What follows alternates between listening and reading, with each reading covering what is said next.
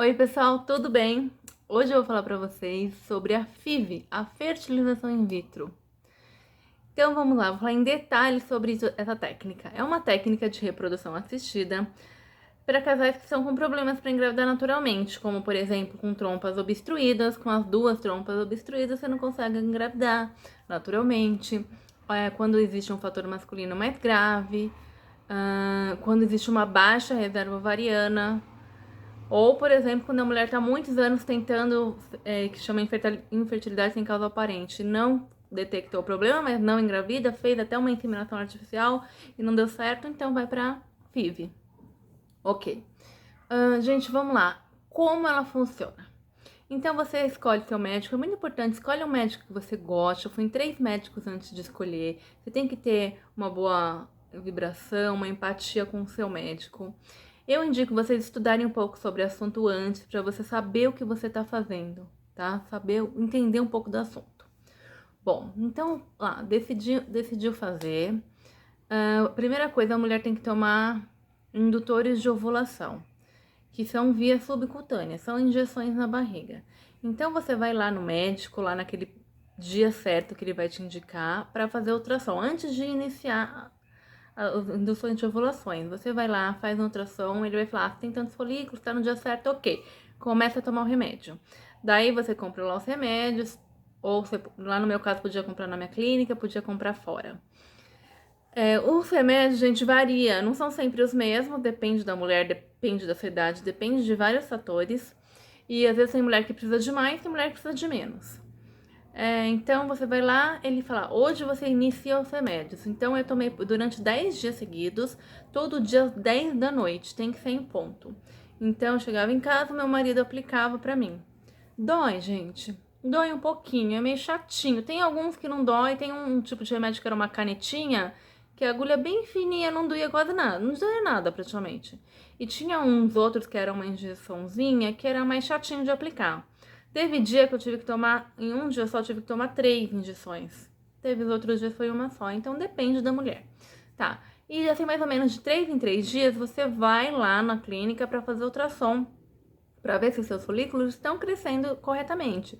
Então, cada vez que você vai lá, o médico faz ultrassom e ele vai anotando: ah, cresceu tantos milímetros e, ok, tá indo bem, continua, ou não tá crescendo, vou mudar a medicação. Então, você tem que ir lá de tantos em tantos dias para fazer ultrassom para ver se está desenvolvendo bem, ok.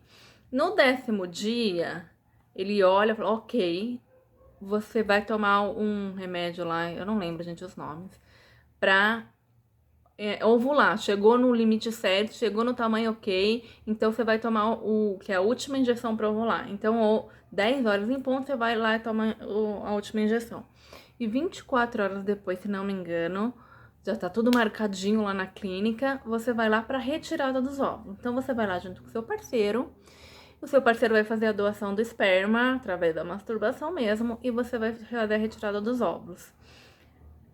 A retirada dos óvulos, você tem uma sedação, você dorme na hora, mas é muito rápido, é só um momento, você tá lá acordadaça, você dorme, quando você acorda ele acabou de tirar, é bem rapidinho.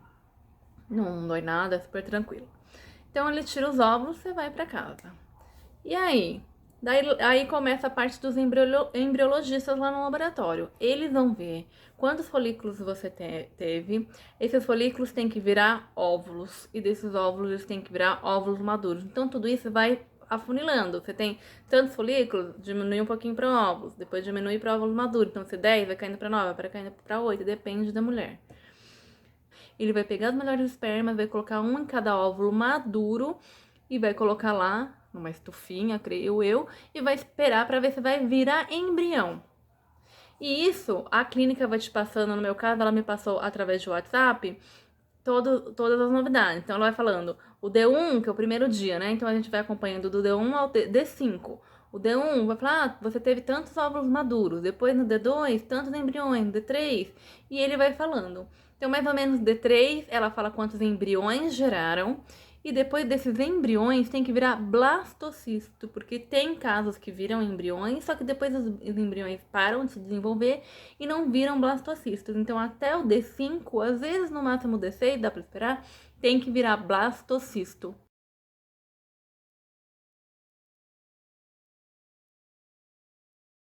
Tem médico que para esses embriões no D3 e coloca dentro do corpo da mulher, no próprio D3, para virar blastocisto lá dentro. Mas a maioria espera até o D5 fora para ver se vai virar blastocisto para você colocar no corpo com mais certeza. Então, gente, nesses 5 dias você fica meio louca, ansiosa, esperando aquele WhatsApp, morrendo de medo da mulher mandar um WhatsApp e falar, ó, nenhum virou embrião, nenhum virou blastocisto. Bom, daí tá, virou blastocisto, oba, teve tantos blastocistos. Daí depende muito do médico, da idade da mulher, ele vai indicar uma biópsia ou não. O meu médico indicava biópsia, sim. O meu marido nem queria fazer, mas o meu médico super indicava, ainda mais que eu tinha 39 anos. Então era super indicado, porque a qualidade desses embriões, a chance deles serem bons era pouca com a minha idade. Então ele indicou. Então o médico indicou fazer a biópsia, nós acabamos entrando em um acordo, decidimos fazer as biópsias. Eu tive só 2 blastocistos no final e eu fiz a biópsia dos 2. Imagina também ter ficado super ansiosa esperando essa resposta. Daí, depois a pessoa fala, ok, os seus embriões podem ser euploides, são embriões bons, ou aneuploides, que são embriões cromossomicamente alterados. E se eles forem aneuploides, nem adianta você transferir, colocar dentro de você, porque você não vai engravidar, ou se você engravidar, você vai perder. Por isso que o meu médico indicava muita biópsia, para a mulher não passar por um aborto depois, e eu acho melhor, gente. No meu caso, eu tive 2 blastocistos, e eles foram aneuploides, então eles eram cromossomicamente alterados, então eu nem fiz a transferência, nem coloquei dentro de mim. E eu preferi assim do que saber depois e fazer, colocar a transferência e ficar com mais esperanças e às vezes até engravidar para depois perder. Tem mulher que fala, eu prefiro pelo menos passar por essa sensação de gravidez. Eu não, gente, gravidez, depois perder, eu preferi já encerrar ali. Mas se você for nova, você nem precisa fazer essas biópsias, que tudo paga, gente. Cada biópsia não é barato, não. Vamos lá, você vai ter vários embriões, virou blastocisto. Então você decide se você vai fazer a biópsia ou não, dependendo da cidade. Ok, fez a biópsia e eles eram ok, eles eram euploides, cromossomicamente bons. Maravilha, então vamos colocar dentro de você. Então o médico vai marcar, ele vai ver o seu corpo, se o seu corpo tá ok. Pode fazer essa transferência fresco, que é logo depois do D5, ou pode congelar e fazer depois, que é a TEC, transferência de embriões congelados. Isso o médico vai decidir junto com você, depende do seu corpo, se o endométrio tá bom, às vezes se o endométrio tá muito fino, tem que tomar remédio para engrossar, para fazer essa transferência. Enfim, seu corpo tá ok, tá tudo certo, vamos lá, você vai voltar para a clínica, não vai ter sedação e você vai fazer essa transferência, vai colocar os blastocistos dentro de você. Quantos blastocistos você coloca dentro de você? Gente, eu acho que isso é muito particular, depende do casal, depende do médico, depende muito da sua idade. Se você é nova, você não pode colocar muito, 4. Eu quero colocar 4 de uma vez, porque a chance de você ter quadrigêmeos é muito alta. E é uma gravidez de risco, 4 bebês. Então, se eu não me engano, tem um limite de quantos você pode pôr dependendo da sua idade. Se você é acima de 40, eu sei que você pode colocar 4. Com menos, talvez 3, 2. Quando você é muito nova, 1 ou 2. Gente, se eu fosse colocar, se eu tivesse 4 blastocistos bons, eu iria colocar um de cada vez. E o meu médico também indicou isso. Porque eu acho assim, você tem 4 chances, você fez a primeira. Óbvio, se você colocar 4 tudo juntos, você vai ter mais chance naquela transferência do que um só.